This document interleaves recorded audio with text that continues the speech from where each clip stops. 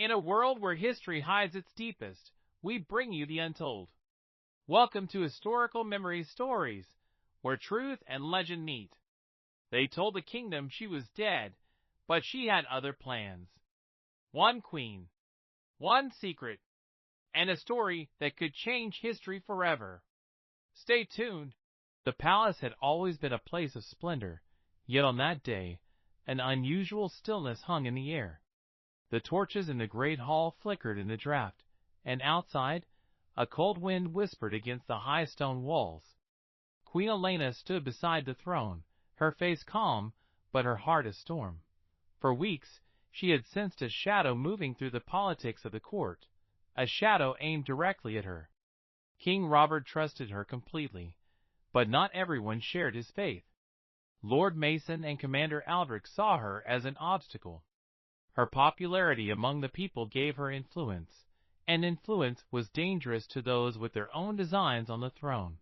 The warning came quietly. One evening, a gaunt messenger slipped into her chambers, his voice a low whisper. "They're planning to end your life. You have little time." It wasn't shock that crossed her face, it was confirmation. She had suspected as much, but she knew that confronting them openly would mean her death. Instead, she made a decision that would alter the fate of a kingdom. She would let them believe they had won. She would fake her own death.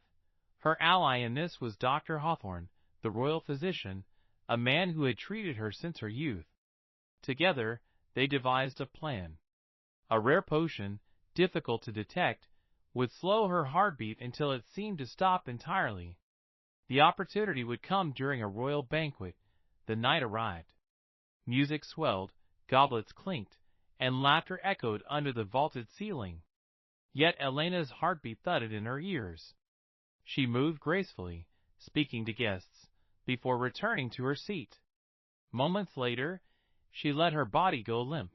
Gasps erupted. King Robert rushed to her side. Dr. Hawthorne pushed through the gathering crowd, pressing fingers to her neck, his face grave. "She's gone," he declared. Within minutes, servants carried her, lifeless, body to her chambers. The king followed, pale with grief. Hawthorne closed the heavy door behind them and performed his final act, examining her once more, pulling a sheet over her face, and speaking softly of a sudden, fatal illness. It was the lie everyone wanted to believe. Hours later, long after the palace had fallen silent, Hawthorne returned. He poured a burning liquid between her lips, and Elena's pulse began to race. She took a deep, shuddering breath and sat up. "You have minutes before the guards make their rounds," Hawthorne said. "Take the cloak. Keep your head down. Follow the servants' passage." She changed into plain woolen garments and pulled a dark hood over her head. Beneath her bed, a small chest waited, Hawthorne's preparation, with travel bread, a water skin, and a pouch heavy with coin. Moving like a shadow, she slipped through the back corridors, past the darkened kitchen, into the narrow servants' stairwell. The air was damp and cool. At the far end of the palace gardens, she reached a small wooden gate, hidden behind a wall of ivy. Beyond the gate, a lone figure waited, the same informant who had warned her. "They'll have every road watched by morning," he told her, pressing a rolled parchment into her hand. "Use the forest paths. Avoid the river towns. Their loyalties are bought." They walked together until the palace lights were gone. At a fork in the road, he stopped. "From here, you go alone. If I'm seen with you, we're both dead." The forest swallowed her. The night was heavy with the scent of moss. Every snap of a twig made her tighten her grip on the small dagger hidden beneath her cloak. By dawn, she reached the foothills. Behind her, the towers of Valoria were fading in the mist. Ahead lay lands where her name meant nothing. She took shelter in a small farming village under the name Lena, working for bread and coin. The calluses on her hands grew where once there had been only silk and gold. No one there knew that the queen they had buried was alive among them. Back in Valoria, her death reshaped the court. The king withdrew from public life. Lord Mason stepped into the vacuum, tightening his grip on the council.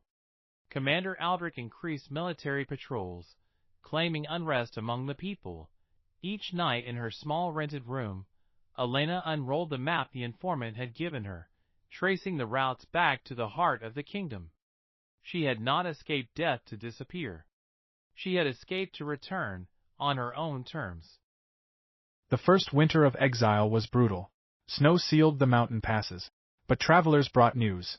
King Robert was rarely seen, Mason's influence was growing, and a dangerous rumor spread.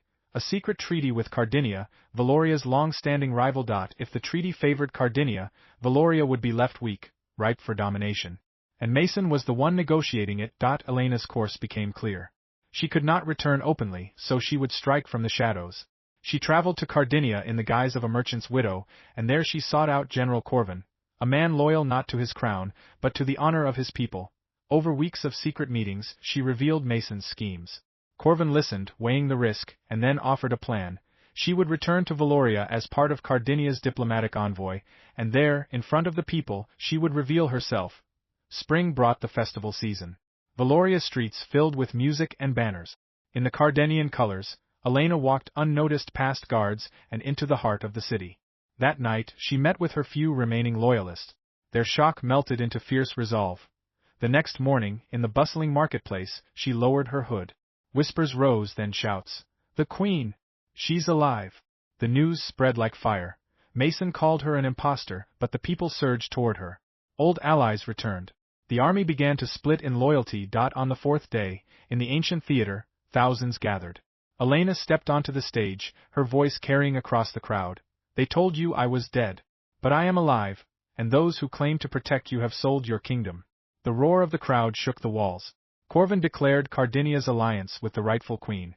Soldiers turned on Mason's guards. By nightfall, Mason was in chains. King Robert stepped onto the palace balcony, his eyes meeting Elena's across the courtyard. In that moment, the truth was undeniable. She did not reclaim her crown in the old way. Instead, she vowed to serve as the voice of the people, standing not behind the throne, but before it, and so, the queen who had once been declared dead returned, not just to take back her life, but to change the course of her kingdom.